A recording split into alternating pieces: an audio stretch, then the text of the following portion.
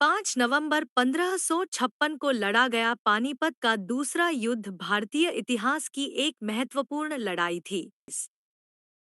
पानीपत का दूसरा युद्ध 5 नवंबर 1556 को लड़ा गया पानीपत का दूसरा युद्ध भारतीय इतिहास की एक महत्वपूर्ण लड़ाई थी। यहाँ इस युद्ध का परिचय दिया गया है। पृष्ठभूमि: बाबर द्वारा स्थापित मुगल साम्राज्य को क्षेत्रीय शासकों और हेमू के नेतृत्व वाले सूर साम्राज्य से चुनौतियों का सामना करना पड़ रहा था। युवा मुगल सम्राट अकबर ने अपनी सत्ता स्थापित करने तथा साम्राज्य का विस्तार करने का प्रयास किया। युद्ध के कारण हेमू, एक हिंदू शासक, ने दिल्ली पर कब्जा कर लिया था और खुद को सम्राट घोषित कर दिया था, जिससे अकबर की सत्ता को चुनौती मिल गई थी। अकबर की अपने साम्राज्य का विस्तार करने और क्षेत्र पर अपना प्रभुत्व स्थापित करने की इच्छा।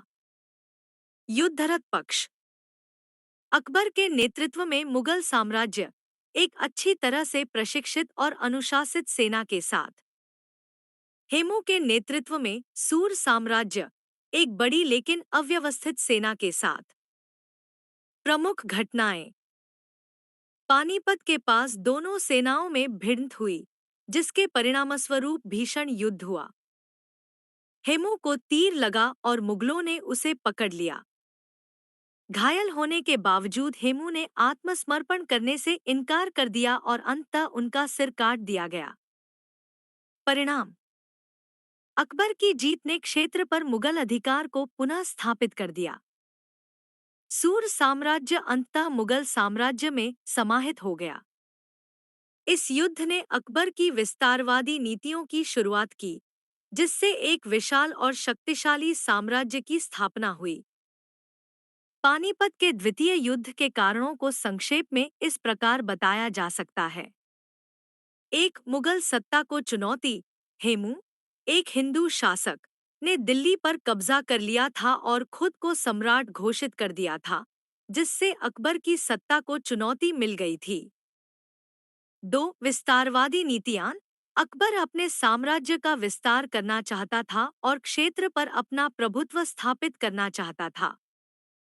3 धार्मिक मतभेद: मुगल साम्राज्य मुस्लिम था, जबकि हेमू हिंदू था, जिसके कारण धार्मिक तनाव पैदा हुआ।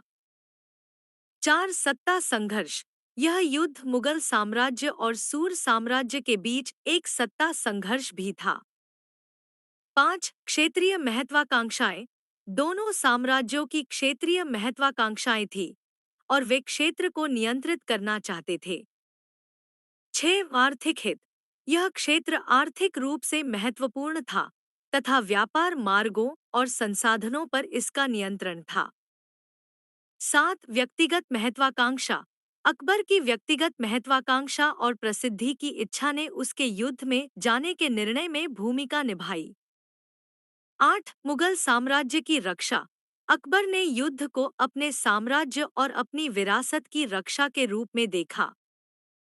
9 भारत का एकीकरण: अकबर ने भी भारत को एक शासन के तहत एकीकृत करने का प्रयास किया, जिसके कारण हेमू जैसे क्षेत्रीय शासकों के साथ संघर्ष हुआ।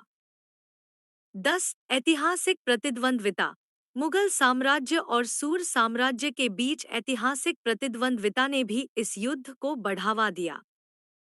पानीपत के दूसरे युद्ध का परिणाम अकबर के नेतृत्व में मुगल साम्राज्य की निर्णायक जीत थी। यहाँ मुख्य परिणाम दिए गए हैं। तत्काल परिणाम: 1 हेमू की मृत्यु, हिंदू शासक हेमू युद्ध में मारा गया।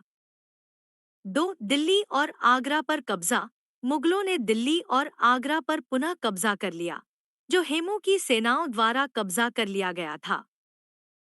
3 सूर साम्राज्य की हार: सूर साम्राज्य पराजित हो गया और क्षेत्र पर उनका शासन समाप्त हो गया।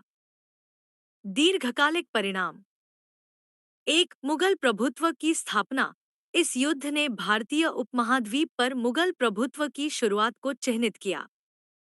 2 मुगल साम्राज्य का विस्तार: अकबर की जीत ने मुगल साम्राज्य के विस्तार का मार्ग प्रशस्त किया, जो भारतीय इतिहास में सबसे बड़े साम्राज्यों में से एक बन गया। 3. भारत का एकीकरण।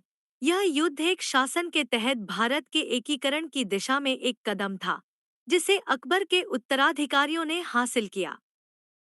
4. शक्ति का सुदृढ़ीकरण। अकबर की जीत ने उसकी शक्ति को सुदृढ़ करने और उसे एक मजबूत और सक्षम शासक के रूप में स्थापित करने में मदद की। 5. भारतीय राजनीति और संस्कृति पर प्रभाव। इस युद्ध का भारतीय राजनीति और संस्कृति पर महत्वपूर्ण प्रभाव पड़ा, जिसने आने वाली शताब्दियों के लिए भारतीय इतिहास की दिशा को आकार दिया। हताहत एवं क्षति। 1. अनुमानित मृत्यु संख्या। अनुमानित मृत्यु संख्या 30,000 से 50,000 सैनिकों तक थी।